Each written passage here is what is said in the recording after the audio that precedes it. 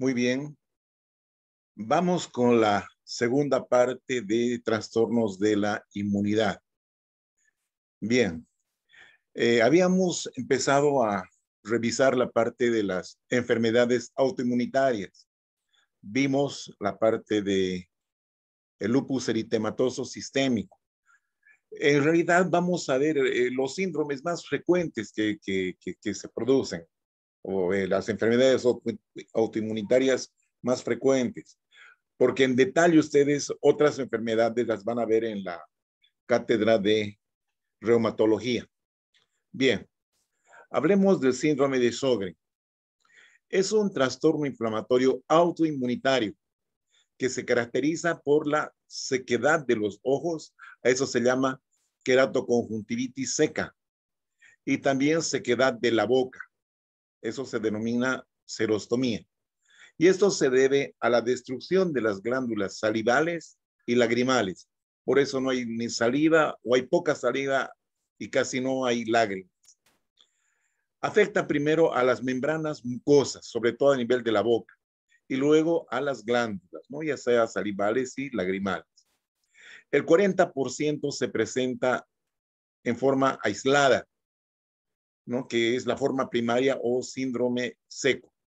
Y el 60% está asociada a otras enfermedades autoinmunitarias. Frecuentemente es la artritis reumatoide, pero también se ha visto que se asocia con el lupus eritematoso. Ahí tenemos una imagen del síndrome de Sjögren. Afecta más a mujeres. Y aquí estamos viendo un aumento del volumen a nivel de las glándulas parótidas. ¿Sí? Ahí está. O sea que se está afectando las glándulas parótidas.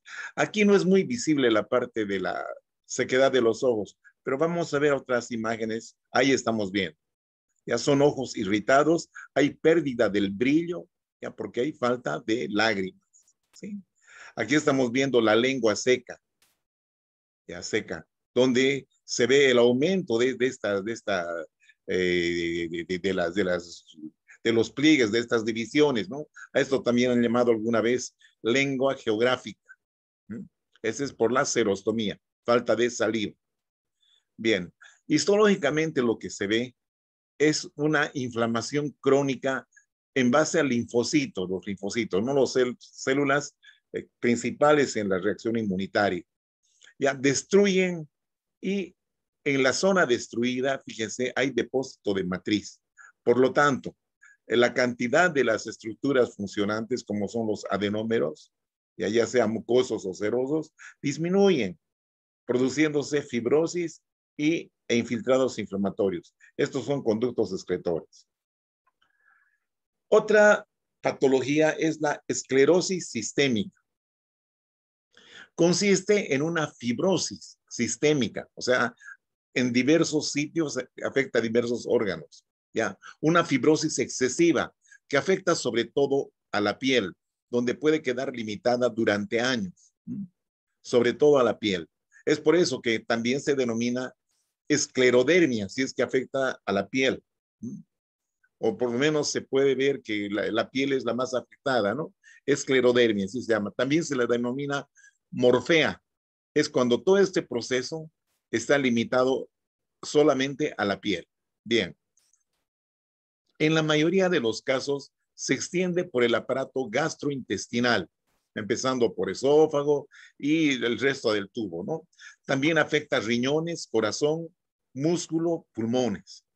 Afecta también más a las mujeres en una proporción de 3:1. ¿Ya? Y la edad está entre los 50 y 60 años. En la piel comienza con edema simétrico, edema simétrico, con engrosamiento de la piel, principalmente de los dedos de las manos, ¿no? Pero también se afectan las manos y dedos. ¿Ya?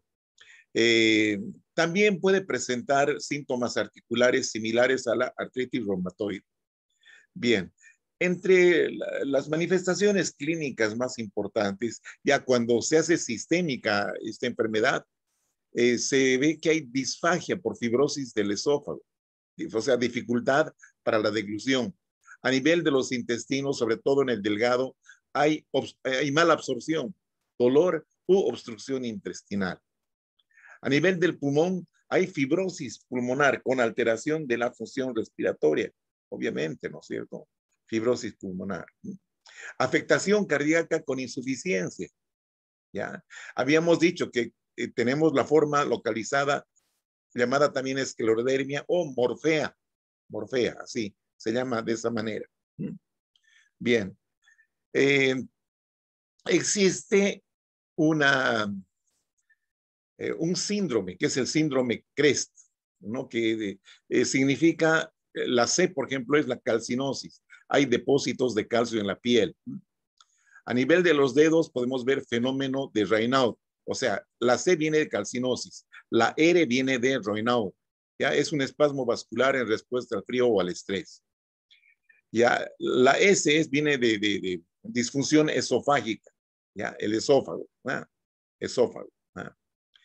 La E viene de esclerodactilia, engrosamiento y tensionamiento de la piel en manos y en los dedos de las manos, obviamente. Telangiectasias son dilataciones capilares en la superficie de la piel, ¿no? Aquí estamos viendo a nivel de la cara. El síndrome CREST. ¿Eh? Así es, ¿no? No se olviden, dismotilidad esofágica o disfunción esofágica, ¿no? Bien. Patogenia de la esclerosis sistémica progresiva. Es bastante incierta, no se tiene un conocimiento muy claro a este respecto, ¿no? Se ha propuesto la teoría de los estímulos externos, bueno, podría ser que van a causar lesión endotelial, dando lugar a una vasculopatía proliferativa y obliterante, o sea que va a haber un cierre, ¿sí? Aquí a nivel de la pared cada vez va a haber más fibrosis y va a cerrar la luz, obliterante, ¿sí? Entonces, esto nos puede llevar, si es a nivel de pulmón, a una hipertensión arterial pulmonar, ¿ya? Por la obliteración y a veces un cierre total pueden darnos lugar a isquemia y reparación. Por lo tanto, esta reparación lleva consigo la fibrosis, ¿verdad? Entonces, todo esto nos lleva a un aumento de la síntesis de proteína de la matriz extracelular, ya dando lugar a una fibrosis que afecta a la piel y a los órganos parenquimatosos, ¿verdad? Como el pulmón, por ejemplo. Bien. Otras teorías que se han propuesto, ¿no? Es la de predisposición genética y también otros estímulos externos que pueden producir la activación de los linfocitos T y B. ¿Ya?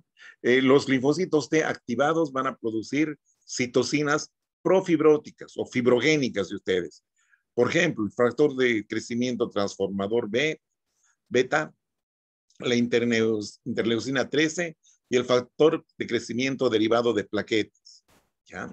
Y los linfocitos B van a producir autoanticuerpos, anticuerpos contra los mismos tejidos nuestros, ¿verdad? Bueno, entonces todo esto, como les lo vuelvo a reiterar, en síntesis nos lleva a un aumento de la fibrosis que afectan a la piel y órganos parenquimatosos. Bien, aquí vemos en esta mujer en la cara, ¿no? Las telangiectasias, miren, las telangiectasias. Aquí hay una fibrosis a nivel de la boca, ¿no es cierto? Eso se llama la facies de pajarito. A veces la nariz también se torna bastante puntiaguda. Bien, aquí estamos viendo las manos. Miren, son engrosadas, brillantes, la piel es muy tensa y por esa vasculopatía obliterante, a veces hay zonas de isquemia. Miren y cómo se va muriendo el tejido, ¿eh? Produciéndose cicatrices y a veces va perdiéndose, se van mutilando los dedos. ¿Eh? Eso, algo parecido ocurre en la artritis reumatoide, ¿cierto? Donde se ve aquí a nivel de las primeras falanges que las uñitas se las ve. ¿Eh? Bien, ahí tenemos, miren, llaman algunos dedos en salchichón. Ahí está, ¿no? Por ese edema y el depósito de fibrosis que hay en la piel de los dedos y de los dedos de las manos. Ahí vemos una placa, miren esta plaquita, la piel es atrófica, brillante. ¿Eh? Esto es típico de la esclerodermia o morfea. Ya como les decía, En un principio, la lesión puede estar limitada a la piel. Entonces, a eso llamamos esclerodermia o morfea. Ahí vemos la histología. Aquí los procesos interpapilares prácticamente se han aplanado y la dermis presenta una densa compactación de matriz, ¿no? De tejido conectivo denso. Inclusive, miren, están ahogando aquí a los anexos, glándulas sudoríparas que se ven acá. Aquí vemos un folículo piloso, ¿ya?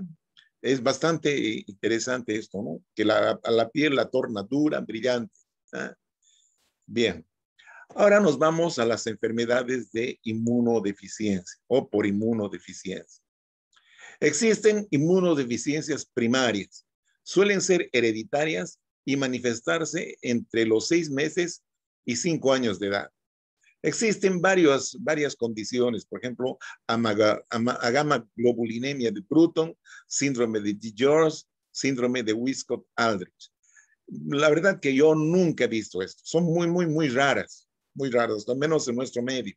¿Será que no estudiamos muy a fondo? Pero bueno, yo la verdad que no he visto. Entonces, no sé si ustedes van a ver, pero dejémosla ahí nomás. Si quieren un poquito indagar sobre esto, está en el libro, así que no hay problema. Vámonos con las inmunodeficiencias secundarias o adquiridas, ¿no es cierto? Entonces, aquí hay una alteración inmunitaria secundaria a infecciones, malnutrición, radiación o autoinmunidad. ¿Ya? Esto nos va a dar lugar a que haya una deficiente reacción inmunitaria. Y tenemos en la estrella, ¿no? El síndrome de la inmunodeficiencia adquirida o SIDA. Entonces, el SIDA se refiere a un grupo de enfermedades causadas por el VIH, ya, virus de la inmunodeficiencia humana, así es, que ataca al sistema inmunitario. Cuando el VIH entra al cuerpo, invade y destruye las células del sistema inmunitario. Estas células que se encargan de combatir microorganismos como virus, bacterias, etc. Y estos virus y bacterias son los causantes de infecciones y enfermedades. O sea que si estos elementos que están encargados de combatir estos microorganismos están siendo atacados, entonces las defensas van a disminuir, ¿verdad? Por eso se llama inmunodeficiencia. Entonces, si estas no son adecuadamente neutralizadas o eliminadas, obviamente van a causar infecciones y otras enfermedades. ¿Ya? Esto a su vez hace que el sistema inmunitario se debilite y pierda la capacidad de mantener la salud del cuerpo. Bien. Epidemiología y formas de transmisión. El VIH no puede contraerse por contacto casual. Existen 3 formas específicas y documentadas de contraer al VIH. Bien. Una es por medio de una relación sexual sin protección. Aquí pusimos sin condón, con una persona infectada, obviamente. Dicha relación puede ser vaginal, anal u oral. Otra alternativa sería por medio del intercambio de sangre, o sea, todas las transfusiones, con una persona infectada. Pero generalmente esto se produce compartiendo jeringas entre los drogadictos, ¿no? Esos que se inyectan. Y también puede ser a través de una mujer infectada con el VIH durante el embarazo o parto o al amamantar a su bebé. Entonces son formas de riesgo, ¿no? Formas de transmisión. Bien, ahí tenemos los grupos de riesgo, ¿no? Son los homosexuales principalmente. Ya tenemos comunidades o poblaciones con una extrema pobreza, drogadictos que utilizan jeringas y también las transfusiones, ¿no? Aquellas personas que constantemente necesitan transfundirse, transfusión de sangre.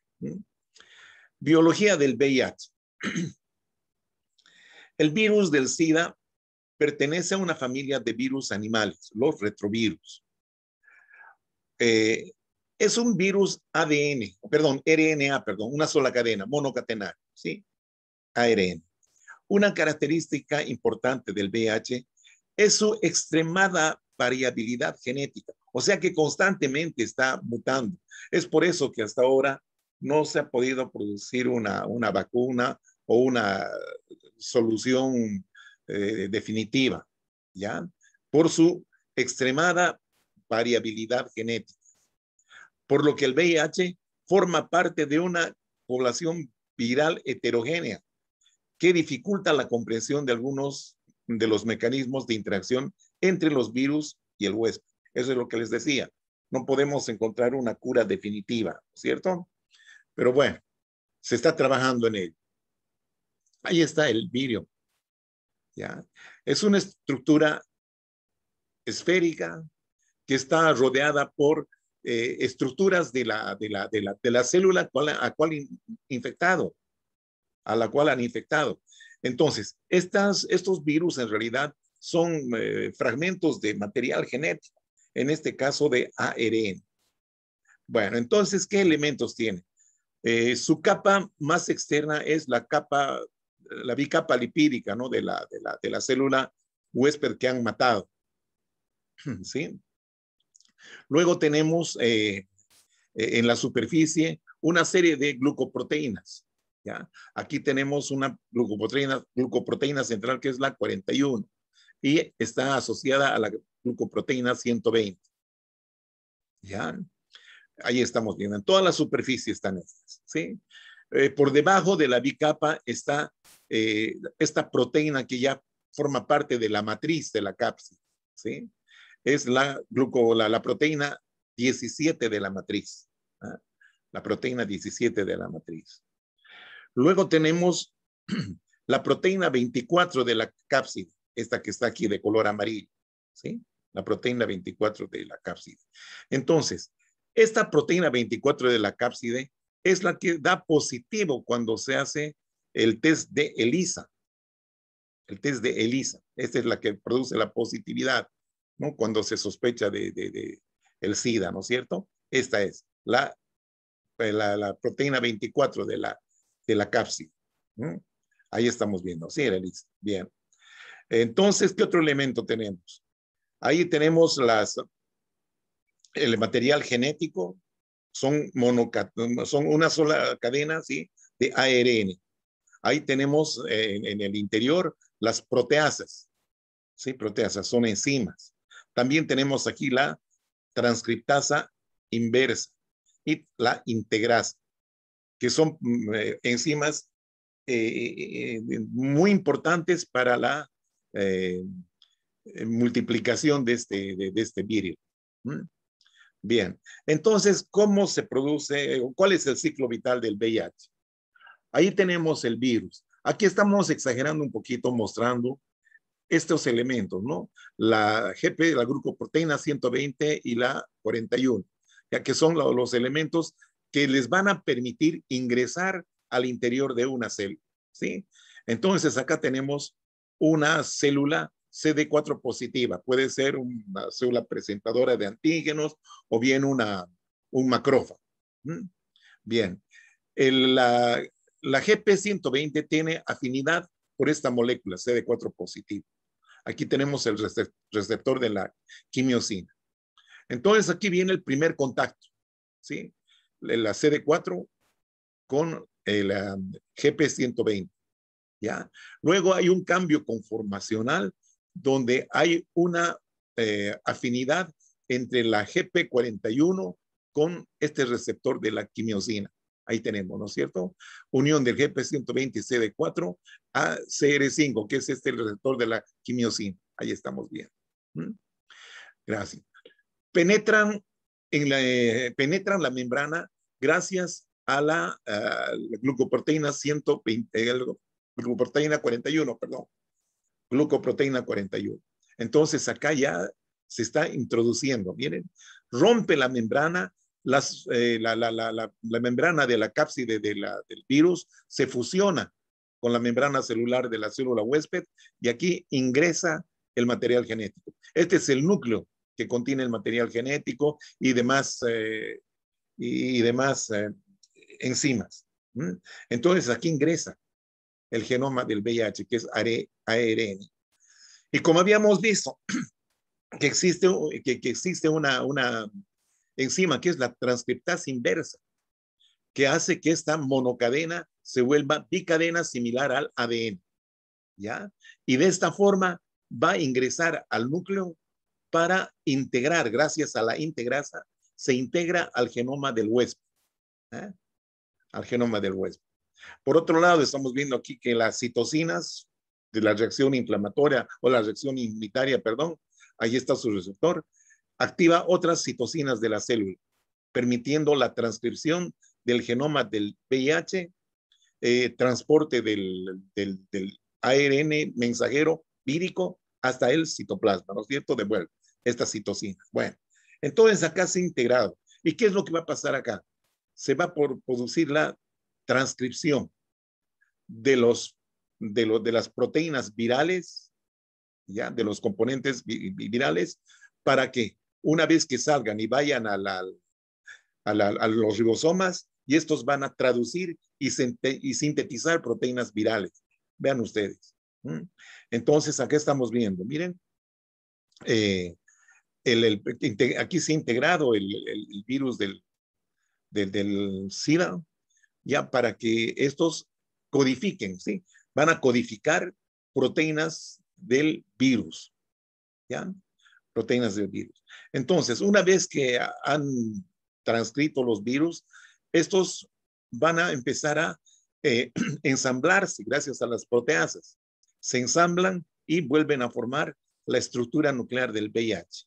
Y estos salen otra vez de la célula, robando una porción de membrana celular, y está aquí listo el nuevo virión. ¿Ya? Esta es la liberación del virus. Bueno, aquí vamos a resumir un poquito más, tal vez más sencillamente, ¿no es cierto? Ahí está el VIH, ¿sí? La membrana del VIH. Aquí están sus proteínas de superficie, las glucoproteínas. Entonces, estas fusionan sus membranas y sale el material genético, el ARN, ¿sí? Con su transcriptasa inversa acá, ¿no es cierto? Bueno, entonces, gracias a esta enzima, la transcriptasa, ocurre una transcripción. Se convierten de monocatenarios en bicatenarios y de esta forma entran al núcleo para integrarse, gracias a la integrasa, a la cadena, ¿no es cierto? Al genoma de la célula huésped, ¿ya?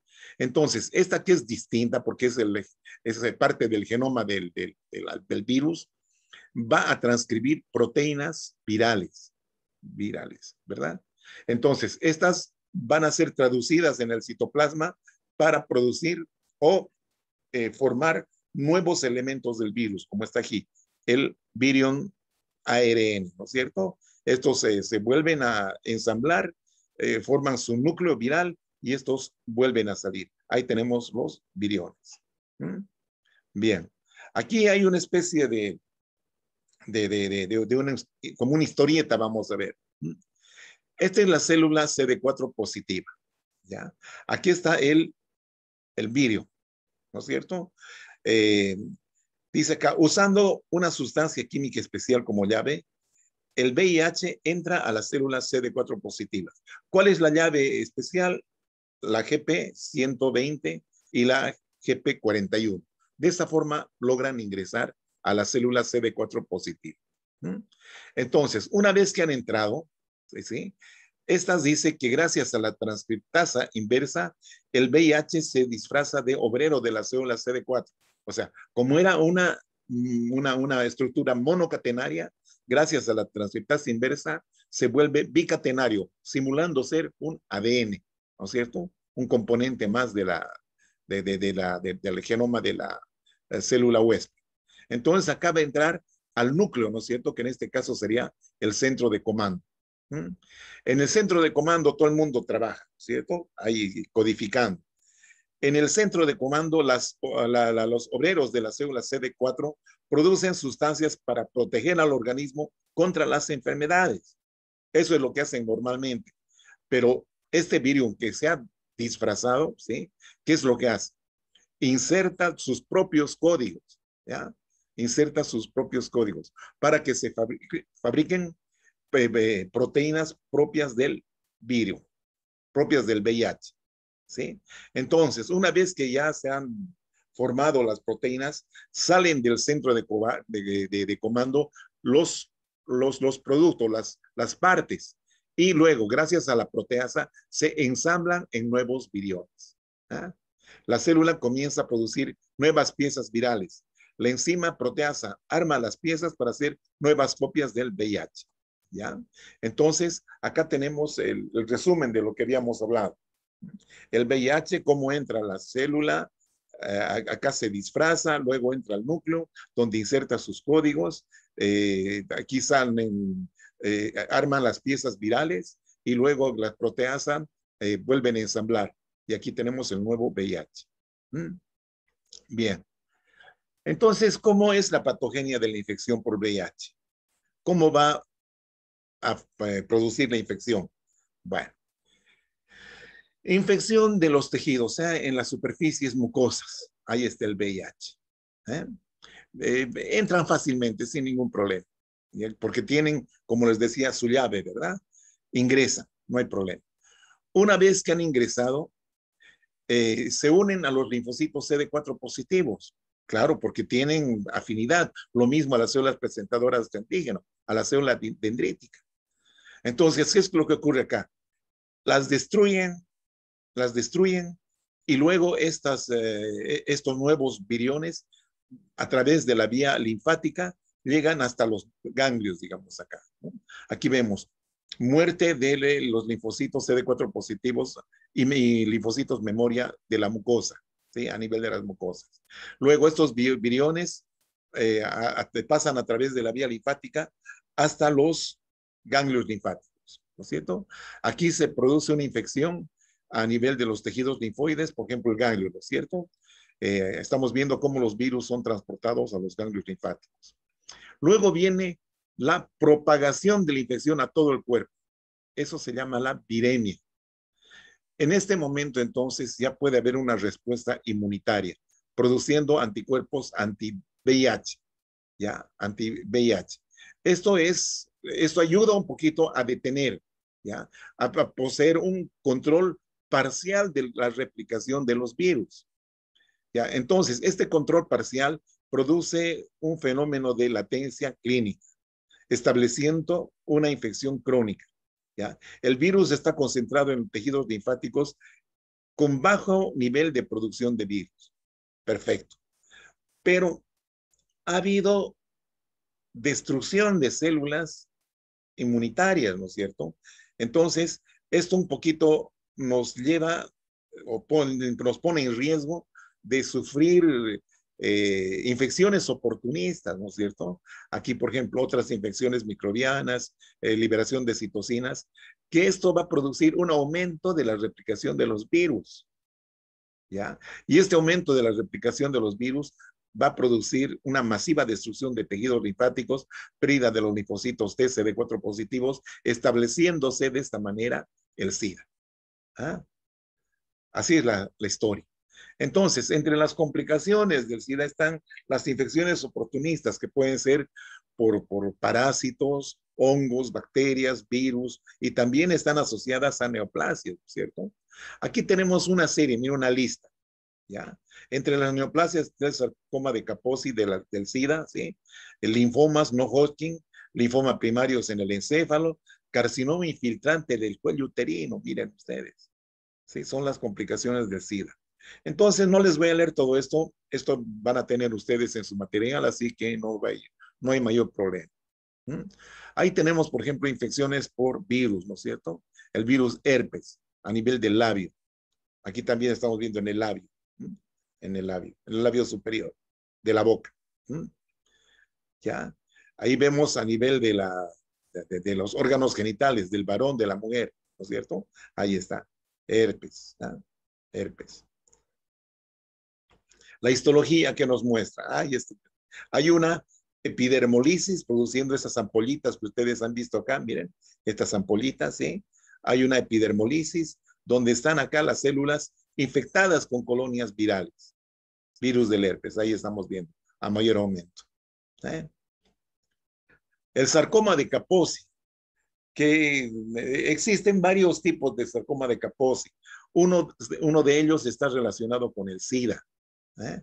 Entonces son tumores malignos muy agresivos que afectan principalmente a los vasos, en cualquier sitio. Ahí tenemos en el pie, por ejemplo, miren, estos tumores sumamente grandes y agresivos, ¿no es cierto? Ahí estamos viendo también. ¿Eh? Ahí como manchitas vemos acá.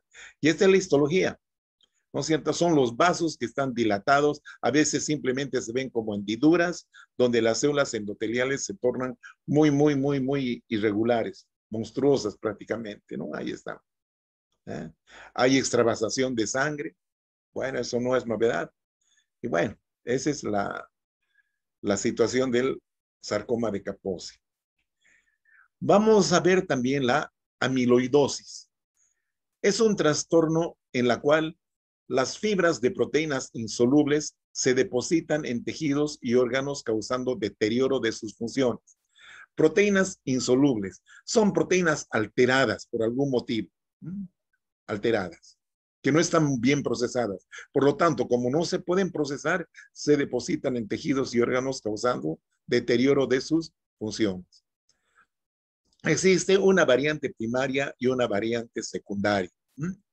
La causas, las causas de la amiloidosis primaria son desconocidas, pero esta condición está relacionada con una producción anormal de inmunoglobulinas por parte de las células plasmáticas, ¿no es cierto? Que son los linfocitos B activados. Los síntomas están relacionados con los órganos que se ven afectados por los depósitos, como ser la lengua, intestinos, músculos esqueléticos y lisos, nervios, piel, ligamentos, corazón, hígado, vaso. En realidad es en todo el sistema, en todo el sistema. La amiloidosis secundaria, esta sí un poco se puede hablar un poco más de esto, porque es conocida, ¿no es cierto? Se debe a un depósito anormal de proteínas de amiloide. ¿Por qué se llama amiloide? Porque se parece al almidón. Y se asocia a enfermedades crónicas de larga duración. En los padecimientos reumáticos puede presentarse prácticamente en todas ellas, artritis reumatoide y todas sus variantes, pero es mucho más común en aquellas condiciones conocidas como la espondiloartropatías, quiere decir artropatías a nivel de la columna vertebral, y después en la artritis reumatoide. Bien, aquí tenemos un poco de la producción de fibrillas, ¿no es cierto? Aquí tenemos una proteína original plegada, ¿no es cierto? Que es el intermediario amiloidógeno, ¿ya? Una proteína mal plegada, ¿eh? Entonces tenemos acá, ¿sí? La proteína. Entonces estas proteínas se ensamblan para formar fibrillas, ¿ya? Y estas fibrillas son las que se depositan en los diferentes tejidos, ¿ya? Ahora, existen producción de cantidades anómalas de proteína, ¿sí? Producción de cantidades, mucha proteína. Y esto se puede dar por causas de mutaciones adquiridas o bien a causas de inflamación crónica, ¿verdad? En las mutaciones adquiridas hay una proliferación monoclonal de linfocitos B, plasmocitos, cuando se activan, ¿no? Estas producen cadenas ligeras de inmunoglobulina y la proteólisis es limitada, no es completa. Por lo tanto, van a quedar residuos de proteína. Entonces, esta proteína de cadenas ligeras se llama proteína AL. Proteína AL. En la inflamación crónica hay activación de macrófagos. Al activarse, liberan interleucinas 1 y 6. Aquí, por ejemplo, en los hepatocitos pueden afectar, haciendo que se sintetice la proteína SAA. ¿Ya? SAA.